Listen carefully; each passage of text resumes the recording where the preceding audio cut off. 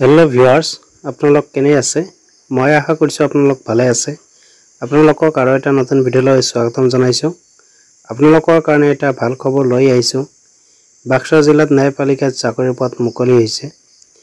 শিক্ষাগত অৰ্হতা 8 পাছ হলে হ'ব বয়সৰ সীমা 18 পৰা 40 বছৰ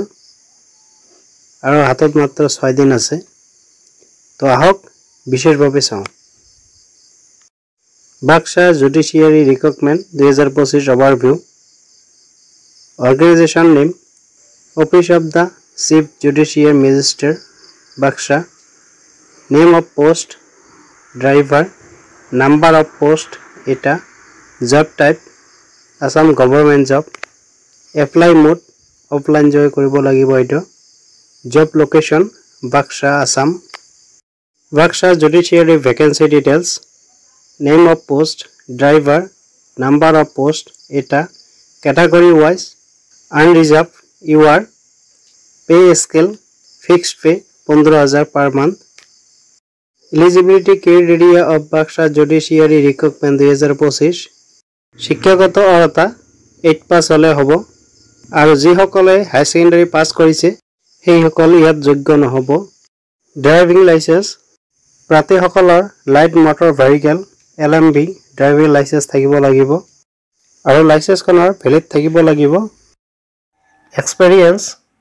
প্ৰাৰ্থীসকলৰ কমেও 3 বছৰ ড্ৰাইভিং এক্সপেৰিয়েন্স থাকিব লাগিব ল্যাঙ্গুৱেজ অসমৰ অফিসত যিবিলাক ভাষা চলে সেই ভাষাৰ বিষয়ে জ্ঞান থাকিব লাগিব প্ৰাৰ্থীসকলৰ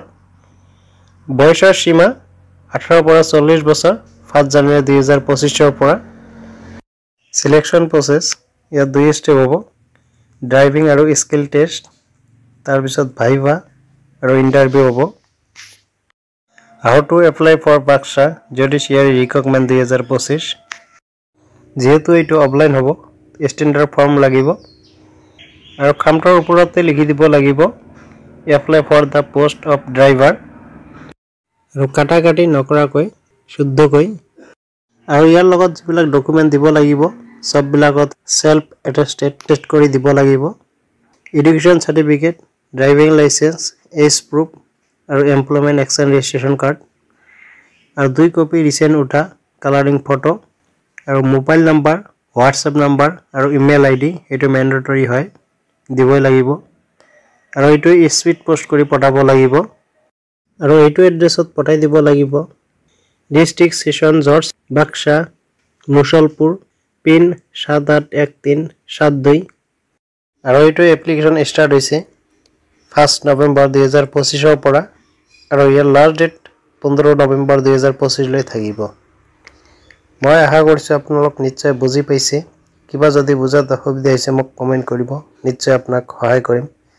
যদি ভিডিওটো চাই ভাল লাগিছে লাইক কৰিব বন্ধুবৰ্গৰ লগত শেয়াৰ কৰিব যাতে সকলোৱে গম পায় আৰু চেনেলটো সাবস্ক্ৰাইব কৰি কাষত বেল আইকনটো দবাই ৰাখিব যাতে এনেকুৱা ধৰণৰ ভিডিও দিয়াৰ লগে লগে আপোনালোকে পায় তো আকৌ লগ পাম আৰু এটা নতুন ভিডিওত আজিৰ ভিডিও এইখিনিয়ে আছিল আৰু যদি ফেসবুকৰ পৰা চাই আছে পেজটো ফলো কৰি লাইক কমেন্ট আৰু শেয়াৰ কৰিব